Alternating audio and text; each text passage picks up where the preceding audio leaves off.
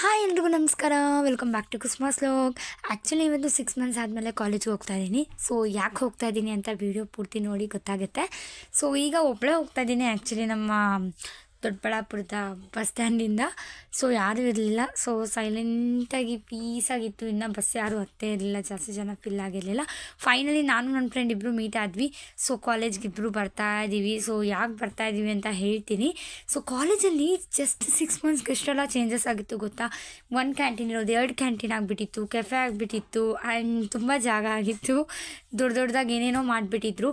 So ತುಂಬ ದಿನ ಆದಮೇಲೆ ಕಾಲೇಜಿಗೆ ಬಂದಿದ್ದಿದ್ದು ರೀಸನ್ನು PDC ಮಾರ್ಕ್ಸ್ ಕಾರ್ಡ್ ಬೇಕಿತ್ತು ನನಗೆ, ನನ್ನ ಇಂಜಿನಿಯರಿಂಗ್ದು. ಸೊ ಅದಕ್ಕೋಸ್ಕರ ಬಂದಿದೆ. ನೋಡಿರಿ, ಕ್ಯಾಂಟೀನ್ ಎಲ್ಲ ತುಂಬಾ ಚೇಂಜಸ್ ಆಗಿದೆ. ಸೊ ಅಲ್ಲೇ ಸ್ವಲ್ಪ ಹೊತ್ತು ಕೂತ್ಕೊಂಡು ಏನಾದರೂ ತಿನ್ನೋಣ ಅಂತ ತಿಂದ್ಕೊಂಡು ಹಾಗೆ ಈಚೆ ಬರ್ತಾ ಇದ್ದೀವಿ. ಇನ್ನು ಕಾಲೇಜ್ಗೆ ಯಾವಾಗ ಬರ್ತೀವೋ ಅಂತ ಅಂದ್ಕೊಂಡು ಬರ್ತಾ ಇದ್ವಿ.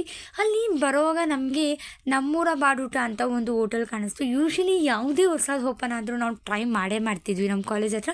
ಸೊ ಇದನ್ನು ಮಾಡೇ ಬಿಡೋಣ, ಯಾಕೆ ಬಿಡೋದು ಅಂದ್ಬಿಟ್ಟು ನಾನು ಚಿಕನ್ ಬಿರಿಯಾನಿನ ತೊಗೊಂಡೆ. ನನ್ನ ಫ್ರೆಂಡ್ ಏನೋ ಚಪಾತಿ ತೊಗೊಂಡ್ಲು, ತುಂಬ ವೆಜಿಟೇರಿಯನ್ ಅಂತೆ, ಅವತ್ತೊಳು ನಾನ್ ವೆಜ್ ತಿನ್ನಲ್ಲ ಅಂತ.